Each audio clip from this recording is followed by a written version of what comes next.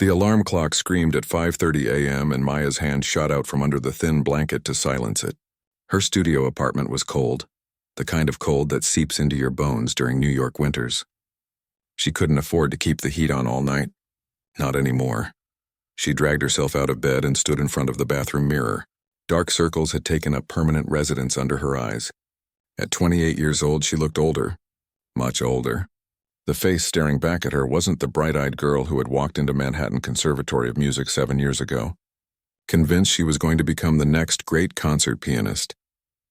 That girl was gone. Maya pulled on her black pants and white button-down shirt, the uniform of Romano's, one of the most expensive restaurants in Manhattan. She'd been working there for almost 5 years now, ever since everything fell apart. The fabric of her shirt was starting to wear thin at the elbows, but she couldn't afford a new one. Not when Mom's medications cost $800 a month, even with insurance. The subway ride to work was packed as usual. Maya stood pressed between a man in an expensive suit who smelled like cologne and a woman shouting into her phone about a business deal. She closed her eyes and tried to tune it all out. In her mind, she went somewhere else. Somewhere peaceful. Her fingers moved slightly, playing an invisible piano, running through scales and arpeggios that her hands still remembered even though it had been years since she'd really played. She got off at 59th Street and walked the 3 blocks to Romano's. The restaurant didn't open until 11 for lunch service, but the morning shift started at 7. There were tables to set, silverware to polish, glasses to shine until they sparkled under the crystal chandeliers. "Morning, Maya," called out James, the head chef, as she walked through the kitchen entrance. "Morning," she replied, managing a tired smile. The restaurant was beautiful, she had to admit. Deep red walls, white tablecloths, fresh flowers on every table, and in the corner of the main dining room, near the windows overlooking the street, sat a stunning black grand piano, a Steinway Model D, 9 feet of pure perfection. Maya knew because she used to play one exactly like it at the conservatory. Every single day she walked past that piano. Every single day it called to her. Sometimes, when the restaurant was closed and she was finishing her closing duties, she would run her fingers across its closed lid. She never opened it. Never sat down to play. That part of her life was over, and touching those keys would hurt too much. "Table 12 needs a full reset," said Antonio, the floor manager, pulling her from her thoughts. "And we have a private party in the Oak Room tonight. 20 people. They requested our best servers." Maya nodded. Best servers meant better tips, and she desperately needed better tips. Her mom's physical therapy appointments weren't covered by insurance, and the bills kept piling up. The lunch service was brutal. A constant stream of wealthy business people, tourists with money to burn, and New York's elite who treated the servers like they were invisible. Maya smiled, took orders, delivered food, cleared plates, smiled some more. Her feet ached in her cheap shoes. "Miss, this water has ice in it." "I specifically said no ice," complained a woman wearing what looked like a $5,000 dress. "I apologize." "I'll bring you a new one right away," Maya said, keeping her voice pleasant. "See that you do, and be quick about it." Maya walked back to the server station, took a breath, and reminded herself that she needed this job. She needed every shift, every tip, every dollar. When she'd dropped out of the conservatory, she'd promised herself it was temporary, just until Mom got better. Just until they got back on their feet. That was 5 years ago. Mom hadn't gotten better. The stroke had left her partially paralyzed on her left side. She needed help with almost everything. Maya had moved her from their old apartment in Queens to a smaller place, easier to manage, but the medical bills never stopped coming. Physical therapy, medications, doctor's appointments. The money from Maya's 2 jobs barely covered it all. Yes, 2 jobs. After her shift at Romano's ended at 10 p.m., she usually headed to a 24-hour diner in Hell's Kitchen where she worked the late shift 3 nights a week. She'd get home around 4 in the morning, sleep for an hour and a half, and do it all over again. The conservatory felt like a dream now. A beautiful, impossible dream. She'd been so close to finishing her degree. Just 1 more year. She'd been practicing 6, sometimes 8 hours a day. Her teacher, Professor Chen, had told her she had extraordinary talent and the hands of an angel. He'd even started talking about competitions, about launching her career, about concerts in Europe.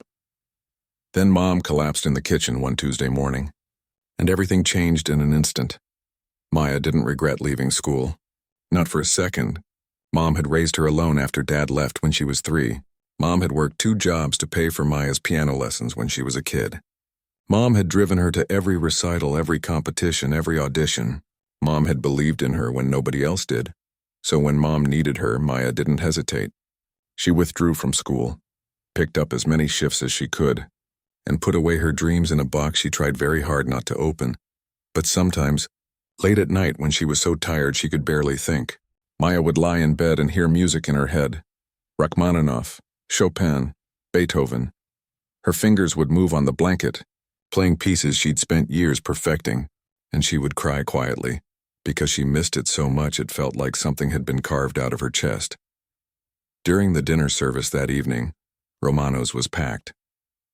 The Oak Room party was in full swing, and the main dining room was completely full. Maya moved between tables, balancing trays, taking orders, dodging other servers in the narrow spaces between tables. As she passed the piano, she heard it. Someone was playing.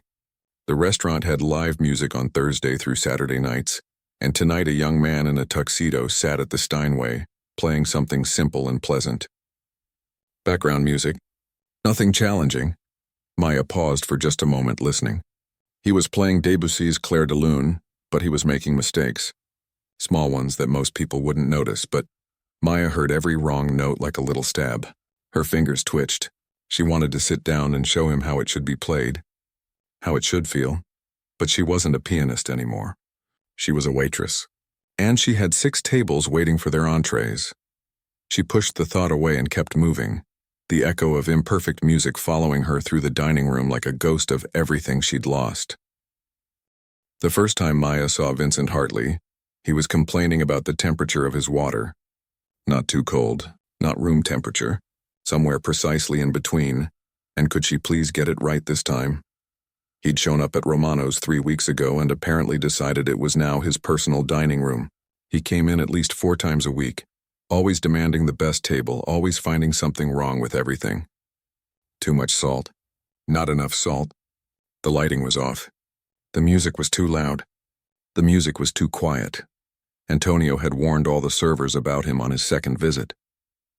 Mr. Hartley is very particular, he'd said, which was restaurant code for this guy is going to make your life difficult. But he spends a lot of money, so smile and take it. Maya had served him twice before, and both times had been exhausting. He'd sent back his steak once because it wasn't the exact shade of medium rare he wanted. He'd made her describe every ingredient in the risotto, as if he were conducting a criminal investigation. And he never ever said please or thank you. Tonight, Friday night, the restaurant was slammed. Every table was full.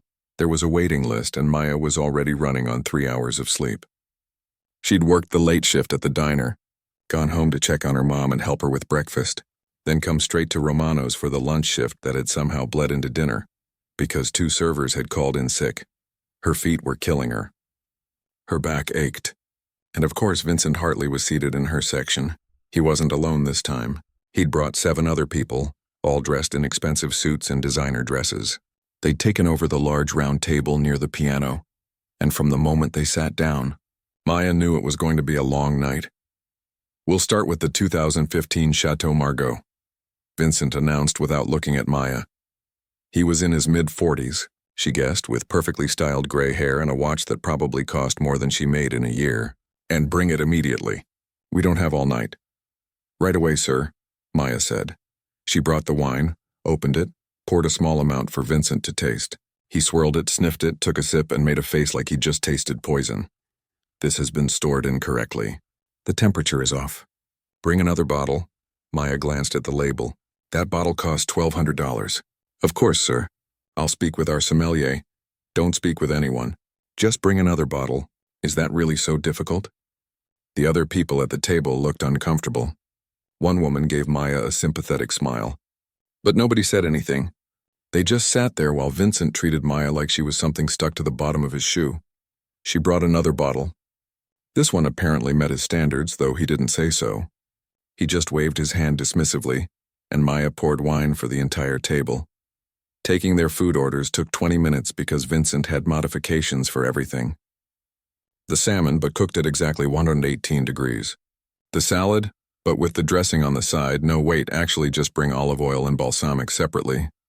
And make sure it's the aged balsamic, not the regular kind. The pasta, but with only a tiny bit of garlic. And could the chef please use fresh pasta, not the dried nonsense they probably use for regular customers? Maya wrote it all down, her hand cramping, her smile frozen on her face. In the kitchen, she leaned against the wall for just a moment. "Hartley table?" asked James, the head chef. "How did you know?" "You've got that look. The look everyone gets after dealing with him." James shook his head. "That man could complain about winning the lottery. I'll make sure his food is perfect, don't worry." "Thanks, James." The food came out and miraculously Vincent didn't send anything back. Maybe he was too busy talking. And talk he did. Maya could hear him from across the dining room. He was talking about his company, some tech thing that had made him millions. He was talking about his car collection, his vacation home in the Hamptons, his other vacation home in Aspen, the private jet he was considering buying. Every sentence was designed to remind everyone at the table, and everyone in earshot, that he had more money than they could imagine. Maya tried to tune it out as she checked on her other tables, but Vincent's voice carried. It was the kind of voice that demanded attention, that couldn't stand not being the center of everything. The pianist for the evening, a young guy named Peter, had started his set. He was playing something soft and classical, trying to create a nice atmosphere. Maya noticed he kept looking nervously at Vincent's table. Then she heard it. Vincent's voice louder than before. "This is what passes for live music here? My God, I've heard better playing in shopping malls." The entire restaurant seemed to go quiet for a moment. Peter's hands faltered on the keys. He kept playing, but Maya could see his face had gone red. Vincent wasn't done. "I have a collection of classical recordings at home worth more than most people's houses. I know quality when I hear it. This is amateur hour." One of his guests, a younger man, tried to change the subject. "The food is excellent, though, Vincent. Really top-notch." "The food is adequate," Vincent said, taking another sip of his wine, "though I doubt anyone here truly appreciates it. Real culture is dying, you know. Nobody understands classical music anymore. Nobody has taste. They hear Beethoven and think it's background noise." Maya was clearing plates from a nearby table, trying to ignore him, but he just kept going. "I went to a concert at Carnegie Hall last month, Rachmaninoff's Third Piano Concerto. You know it? Of course you don't. Nobody does anymore. It's only the most technically difficult piece in the classical repertoire. The pianist that night was mediocre at best. Absolutely butchered the cadenza. It was painful to sit through, but of course everyone else gave her a standing ovation. Sheep, all of them." Maya's hands tightened on the tray she was holding. She knew Rachmaninoff's Third. She'd spent 2 years learning it at the conservatory. It was brutal, demanding, beautiful. It had made her cry the first time she played it all the way through. She forced herself to breathe and headed back to the kitchen with the dirty dishes. When she returned, Vincent was standing up, walking toward the piano. Peter had just finished his piece, and Vincent stood there, hand on the piano lid, talking to the young pianist. Maya couldn't hear what he was saying, but she could see Peter's face. He looked like he wanted to disappear. Antonio rushed over, all smooth professionalism. "Mr. Hartley, is everything all right? Can we get you anything? I was just explaining to your pianist here that if you're going to offer live music, you should perhaps invest in someone with actual training. This instrument alone cost, what, $200,000? And you've got someone playing it who sounds like a high school recital." "I apologize if the music isn't to your preference," Antonio said, his smile tight. "Perhaps we could—" "It's not about preference. It's about standards. But I don't expect everyone to understand. Real musical talent is rare. True mastery even more so."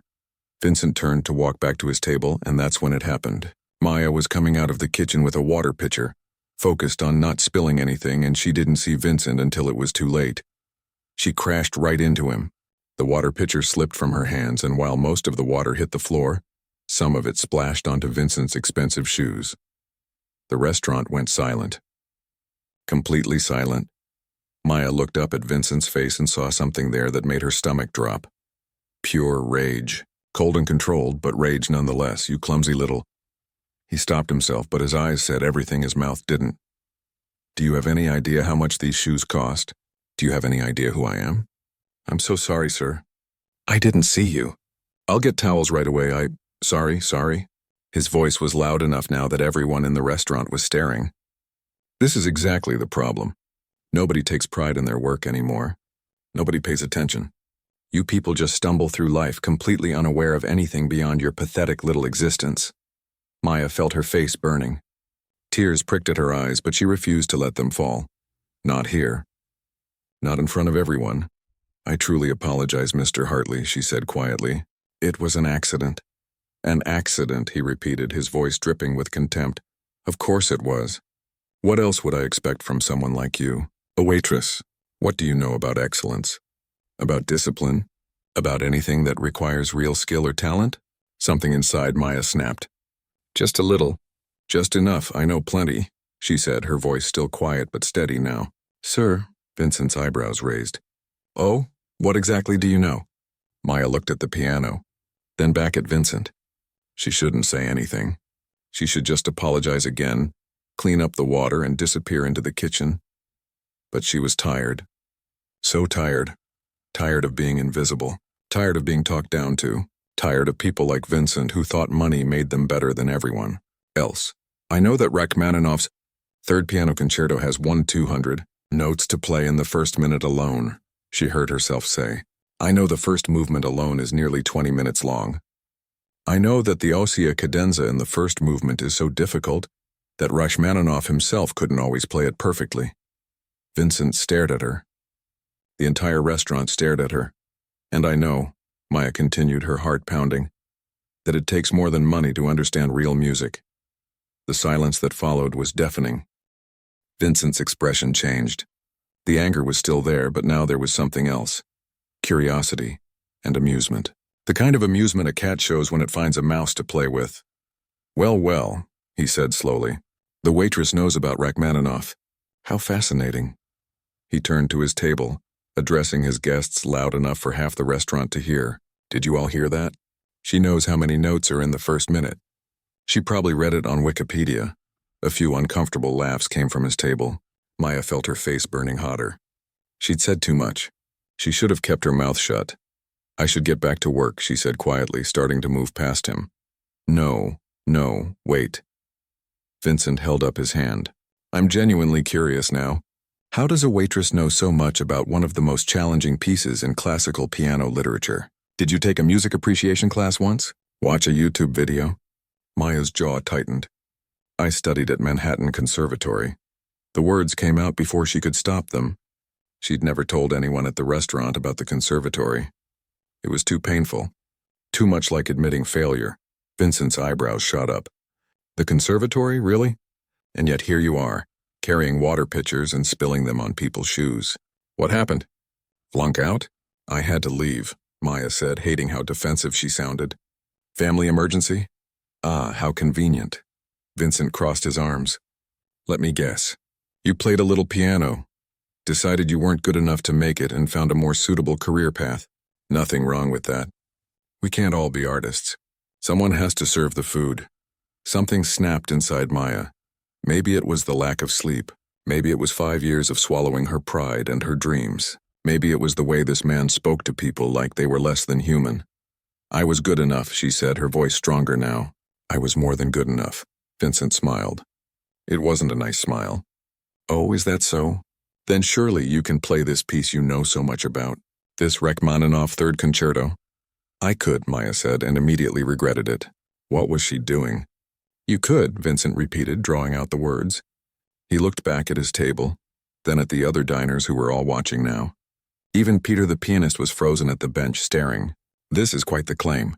A waitress who says she can play one of the most notoriously difficult pieces ever written.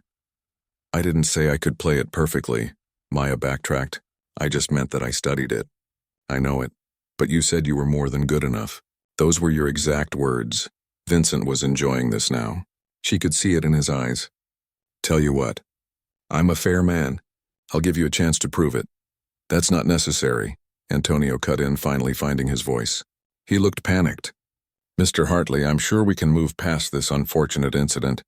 Your meal tonight is on the house, and— No, I insist, Vincent waved him off. I want to give this young woman an opportunity. She clearly has talent that's being wasted here. If she can really play Rachmaninoff's Third, well, that's something special. Maya's heart was racing. I haven't played in years. My hands aren't. Then it shouldn't be a problem to admit you can't do it, Vincent said smoothly. Unless you were lying about your training. Were you lying? No, Maya said quickly. Too quickly. Then prove it. Vincent gestured to the piano. Play it right now. Play the first movement of Rachmaninoff's Piano Concerto No. 3. The restaurant was so quiet you could hear the kitchen staff moving around in the back. Everyone was waiting, watching. I can't, Maya said. I'm working. I have tables to— I'll make it interesting, Vincent interrupted. He pulled out his wallet, a thick leather thing that probably cost more than Maya's entire wardrobe. If you can play it, truly play it, not just stumble through it, I'll give you $10,000 cash right here, right now. Someone at his table gasped. Maya felt dizzy. $10,000 for what, 3 minutes of playing? That's not bad for a waitress's salary, is it? Vincent smiled that cruel smile again. Unless, of course, you can't actually do it. In which case, you'll publicly apologize to everyone here for wasting our time with your little fantasy about being a conservatory student. Vincent, come on, this is unnecessary, one of his guests said, a woman in a blue dress. She already apologized for the water. This isn't about the water anymore, Vincent said, not taking his eyes off Maya. This is about truth. About people knowing their place. She wants to claim she's some kind of talented musician? Fine, prove it. Or admit you were never good enough to begin with. Maya's hands were shaking. $10,000. That was 3 months of her mom's medications. That was physical therapy sessions. That was maybe, just maybe, a little bit of breathing room. But she hadn't played in 5 years. Not really. Her fingers had lost their strength, their precision. The piece was brutal even when you practiced it every single day. What would happen if she sat down and couldn't do it? If her hands fumbled? If she forgot sections? The humiliation would be complete. In front of all these people. In front of her co-workers. I don't think this is a good idea, Antonio said, looking between Maya and Vincent. Maya, you don't have to— She doesn't have to do anything, Vincent agreed. She can go back to carrying plates and pretending she was never anything more than average. Or she can show us what she's made of. He paused. If she ever was anything at all. Maya looked at the piano. The beautiful Steinway sitting there. Its black surface gleaming under the lights. She thought about her mom at home, struggling to button her own shirt. She thought about the bills on her kitchen counter, the red stamps that said past due. She thought about Professor Chen telling her she had the hands of an angel. She thought about 5 years of silence. What if I can't remember all of it? She asked quietly. What if my hands aren't strong enough anymore? Vincent shrugged. Then you lose. Simple as that. You apologize for lying, for wasting everyone's time, and we all go back to our dinners. And you go back to being a waitress who dreams about what might have been. The words stung because they were true. That's exactly what she was. A waitress who dreamed about what might have been. But what if I can do it? Maya asked. What if I really can play it? Then you get the money.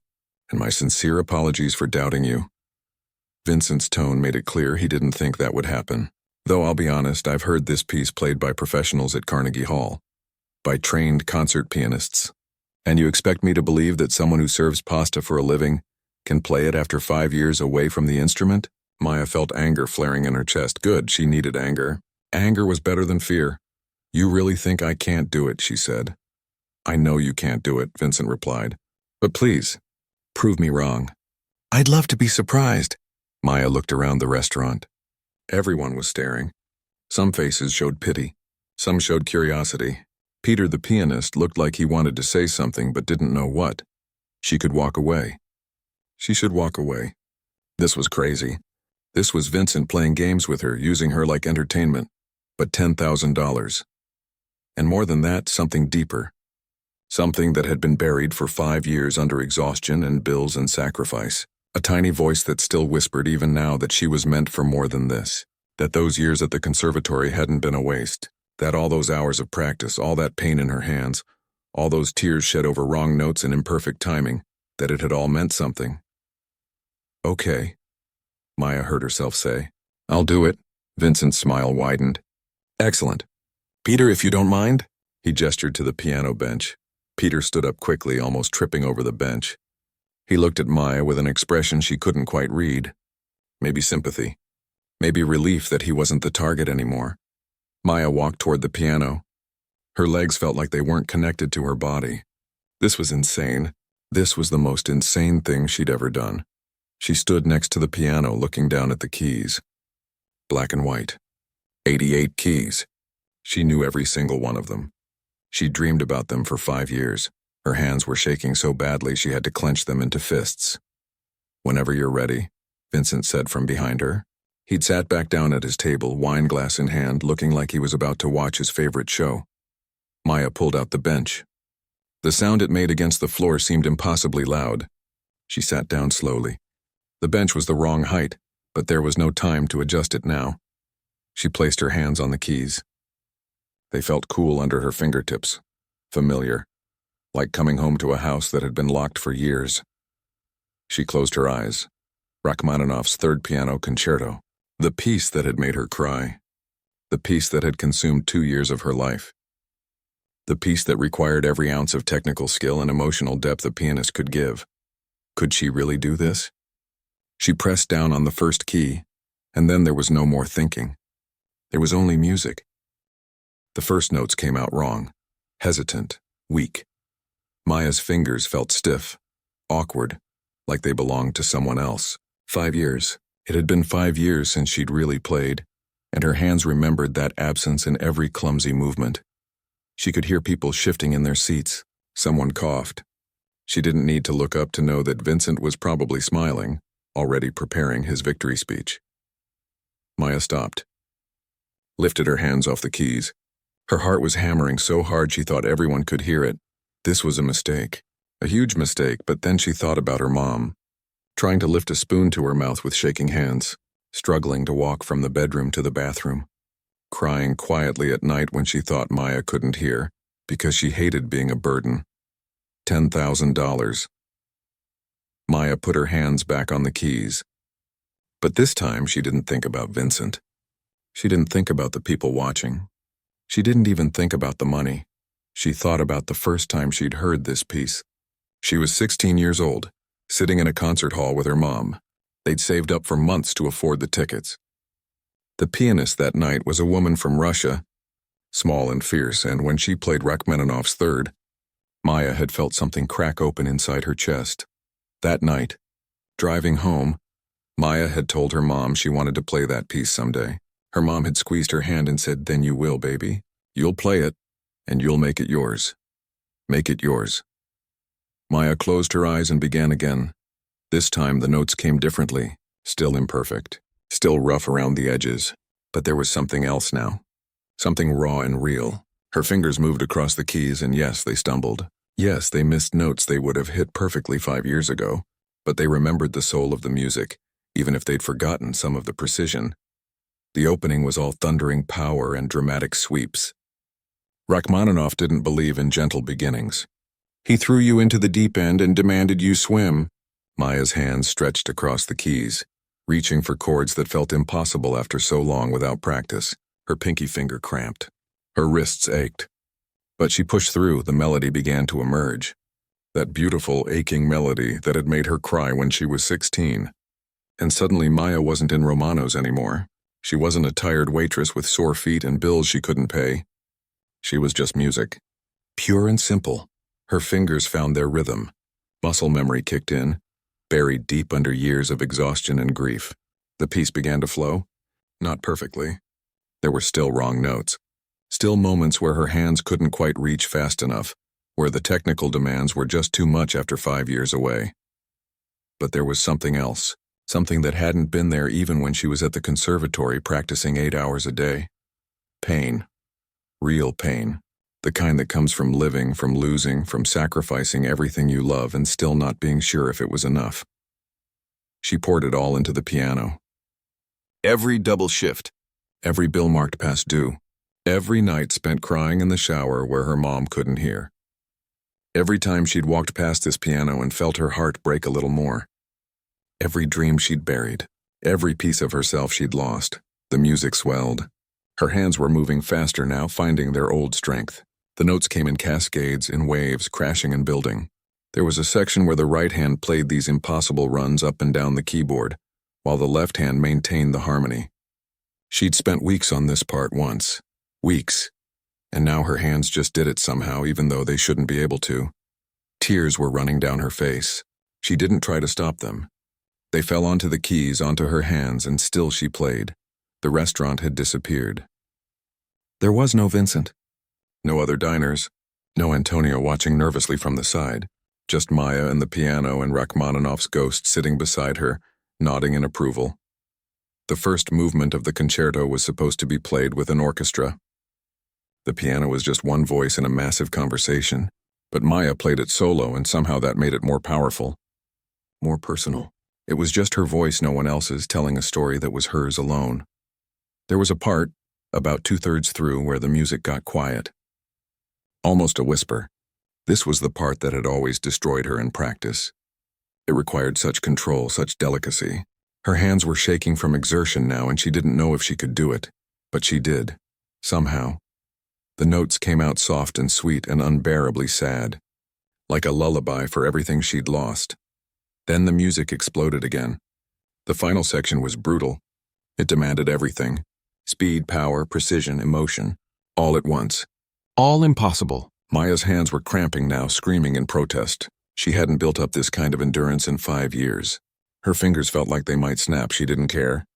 She played through the pain, through the exhaustion, through everything. The climax was approaching. The massive, thundering finish that Rachmaninoff was famous for. Maya's entire body was involved now, not just her hands. She was leaning into the piano, pulling sound from it like she was pulling water from a stone. Her right hand hit a chord wrong. Unnoticeable mistake. She heard someone gasp, but she didn't stop. Couldn't stop.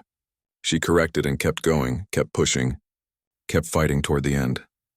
The final chords came. Huge. Overwhelming. Every key her hands could reach at once. Creating this wall of sound that filled the entire restaurant, Maya put everything she had into those last notes. Everything. And then it was over. Her hands lifted off the keys. The final notes hung in the air, vibrating, slowly fading into silence. Maya sat there, breathing hard, her hands trembling on her lap. She'd done it. She'd actually done it. Not perfectly. Not the way she would have played it 5 years ago, but she'd played it. All the way through.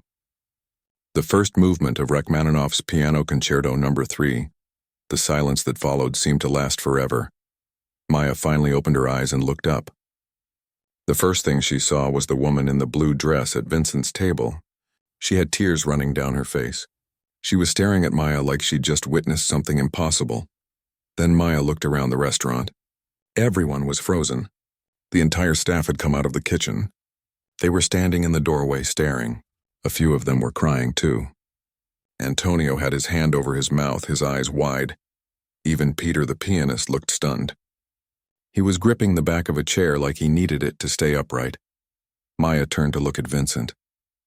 He hadn't moved. He was sitting in his chair, his wine glass forgotten on the table, staring at Maya with an expression she couldn't read. It wasn't the smug satisfaction she'd expected. It wasn't amusement or contempt, it was shock. Pure, complete shock. The silence broke. Someone started clapping, then someone else. And then the entire restaurant erupted. People were standing up. All of them. Everyone. They were applauding, some of them shouting. The sound was deafening after the silence. Maya stood up from the piano bench, her legs barely supporting her. She was shaking all over. Her hands hurt so badly she wanted to cry. Actually, she was already crying. Had been crying. The tears wouldn't stop. The woman in the blue dress rushed over. "That was incredible," she said, grabbing Maya's hands. "I've never heard anything like that." The emotion. My God, other people were coming up now too. A man in a suit. A young couple who'd been sitting by the window. They were all talking at once, telling her how beautiful it was, how moving, how they'd never forget it. Antonio pushed through the crowd and hugged her. Actually hugged her, which he'd never done in 5 years. "Maya," he said, his voice choked up. "I had no idea. Why didn't you tell us?" "I didn't think it mattered anymore," Maya said. James was there too, still wearing his chef's coat. "That was the most amazing thing I've ever seen," he said. "You destroyed that piece. Absolutely destroyed it." Maya laughed through her tears. Destroyed. Yes. That's exactly what she'd done. But through all the noise and the people, Maya kept glancing back at Vincent's table. He still hadn't moved. He was sitting there alone now. His guests had all gotten up to congratulate Maya, but Vincent remained in his seat staring at nothing. Finally, slowly, he stood up. The crowd parted as he walked toward Maya. Everyone went quiet again, watching. Vincent stopped a few feet away from her. He looked at Maya for a long moment. Then he reached into his jacket pocket and pulled out his wallet. He counted out bills, hundreds, one after another. He placed them on the piano. When he was done, there was a stack of money sitting there. "That's 15,000, Vincent said quietly. His voice had lost all its arrogance. "You earned more than 10, Maya stared at the money. Then at Vincent, "I was wrong," he continued. "Completely wrong. About you? About everything." He paused. "That was the most honest performance of Rachmaninoff I've ever heard. And I've heard it played by the best in the world." He extended his hand. Maya looked at it for a moment, then shook it. "I'm sorry," Vincent said simply.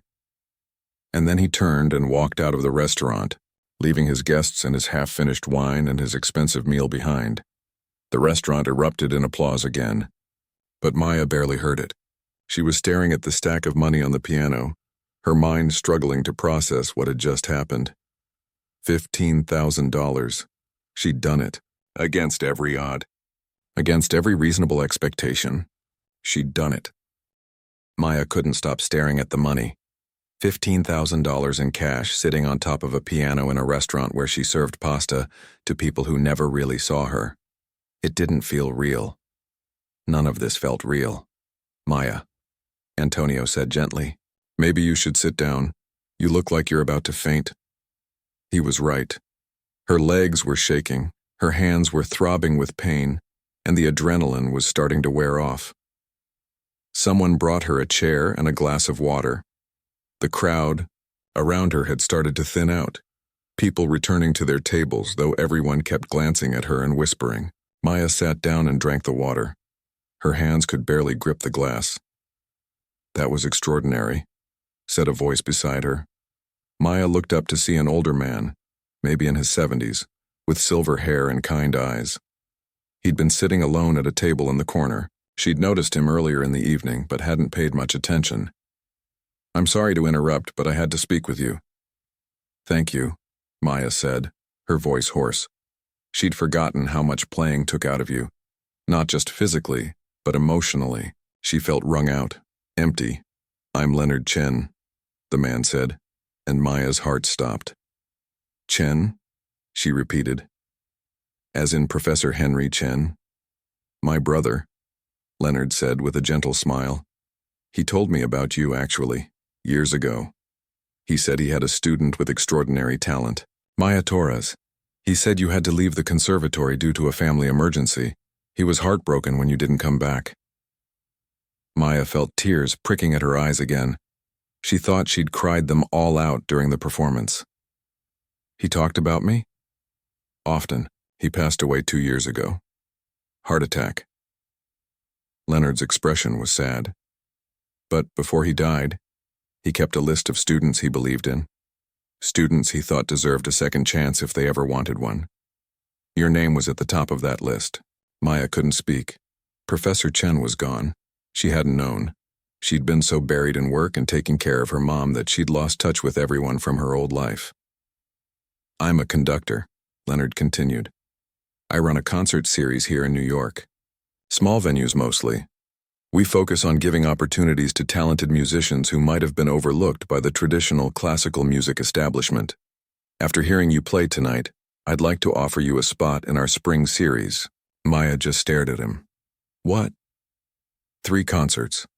Carnegie's Weill Recital Hall. We'd cover all the costs, of course, and you'd receive payment for each performance.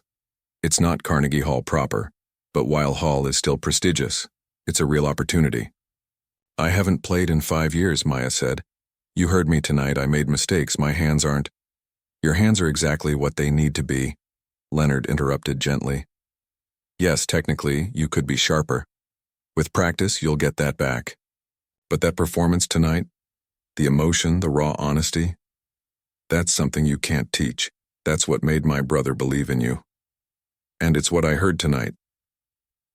Maya looked down at her hands. They were red.